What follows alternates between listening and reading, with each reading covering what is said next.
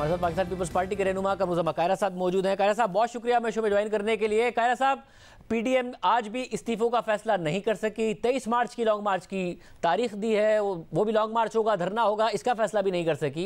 और अब हमारे साथ शाहिद खान अब्बासी साहब मौजूद थे, उन्होंने कहा कि हम इसलिए नहीं इस्तीफे दे रहे क्योंकि हम नो कॉन्फिडेंस का दरवाज़ा बंद नहीं करना चाहते। अब ज़ाहिर हमने सवाल किया कि पीपल्स पार्टी भी नो कॉन्फिडेंस की बात करती रही है, तो उन्होंने कहा कि सेनेट से शुरू करें, वहाँ पर तो हमारी अक्सरियत है, पीपल्स पार्टी इनिशिएटिव ले, हम साथ खड़े हैं और उससे ये भी पता चल जाएगा कि इदारे न्यूट्रल हैं या नहीं है, क्योंकि नो कॉन्फिडेंस इदारों के न्यूट्रल हुए बगैर हो नहीं सकता है।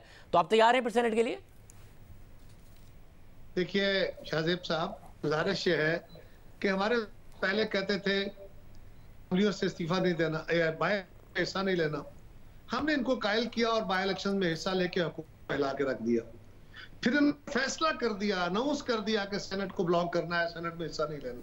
हमने इस पे भी कायल किया कि ये बड़ा फैसला होगा और अल्टीमेट पे हमने हिस्सा लिया, कामयाब हुआ और हुकूमत और वज़ीर आज़म को एतमाद के वोट लेने पड़ गए। इसके बाद हमने कहा अदम एतमाद का सहारा लेते हैं और अदम एतमाद पंजाब से शुरू करते हैं। उस फ्लो में अगर होता तो ये बहुत ही आसान होता, क्योंकि 7-8 वोटों का हमारे दोस्तों की एक जिद बन गई है, पता नहीं क्यों वो उस बात पे समझ रहे हैं इसको, और वो समझते हैं कि जी पीपल्स पार्टी को हमने सिर्फ जिद करना है, उसको जवाब देना। अगर आप नहीं करना चाहते अदम एतमाद तो ठीक है। अभी देखिए ना के अंदर खुद एक तसादम, एक मुतजाद बात है। एक तरफ ये कि हम अदम एतमाद का ऑप्शन खत्म नहीं करना चाहते, एक तरफ ये है, और दूसरी तरफ यह है कि हम अदम एतमाद नहीं करना चाहते। फिलहाल कब करना चाहिए पता नहीं। और चेयरमैन का इशू तो यह है कि वो बहुत बड़ी बेअसूली हुई और उसके नतीजे में हम अदालत हुए हैं, अदालत से हमें मिल जाएगी। फर्ज करें कि हम क्यों चाहते हैं अदम एतमाद, कोई शौक तो नहीं है अदम एतमाद, हम इस सबका खात्मा चाहते हैं। इस पर हम सब मुत्तफिक कि ये हुकूमत फौरी तौर पर चली जानी चाहिए। अगर तो सेनेट के अंदर तब्दीली से हुकूमत जाती हो तो फिर भी उनकी बात में कोई वजन होगा। कौमी असम्बली के अंदर, सूबाई असम्बलियों के अंदर अगर अदम एतमाद होता है तो हुकूमतें जाएंगी। और हुकूमत क्यों जानी चाहिए? इसलिए जानी चाहिए कि इन्हीं से अगर तो हमारे इन दोस्तों के कहने के मुताबिक ये इस्तीफे देते हैं, नहीं देते, किसी वजह से हुकूमत गिर जाती है, इमरान खान साहब फर्ज का इस्तीफे का मुतालबा ही मान लेते हैं, तो नया इलेक्शन इन्हीं कवानीन के तहत होगा, इसी ज़ाब्ते कार के तहत, तरीक़ेकार के तहत। मगर कायरा साहब, ये जो बात उनकी तरफ से कही जा रही है वो ये है कि भाई अगर हम हुकूमत गिराने गए और नाकाम हो गए तो उससे हुकूमत और मजबूत हो जाएगी। हमारे पास सेनेट में अक्सरियत है, हम और उससे हमें ये भी पता चल जाएगा, क्योंकि जो नो कॉन्फिडेंस है वो कह रहे हैं अगर इदारे न्यूट्रल नहीं होंगे तो नो कॉन्फिडेंस कामयाब नहीं होगा, और इदारे न्यूट्रल हैं या नहीं हैं उसका बेहतर पैमाना है कि हम सेनेट में कर लें। शाहजेब साहब, पहली गुजारिश तो यह है कि अगर अदम एतमाद कामयाब तो हुकूमत चली जाएगी। काम होने की सूरत में हमारा क्या नुकसान होगा? हम तो ऑलरेडी माइनॉरिटी में हैं। अपोजिशन के वोट कम होते हैं, अपोजिशन होती है ना, तो नुकसान क्या होगा ये हमें समझ आज तक कि वो क्या किस बात से इतने परेशान है। सवाल ये है अगर तो हमारे अदम एतमाद के फिर अपोजिशन की जमातें टूट जाएं, इत्तेहाद टूट जाए, खतरा पैदा हो जाए, या हमारी कोई पोजीशन है वो खराब हो, हम ऑलरेडी वहां पे माइनस में हैं, लॉ कम वोटों में है। अगर हम कामयाब होते हैं तो हुकूमत जाएगी और प्लान चलेगा जो कि यकीनन चल सकता है।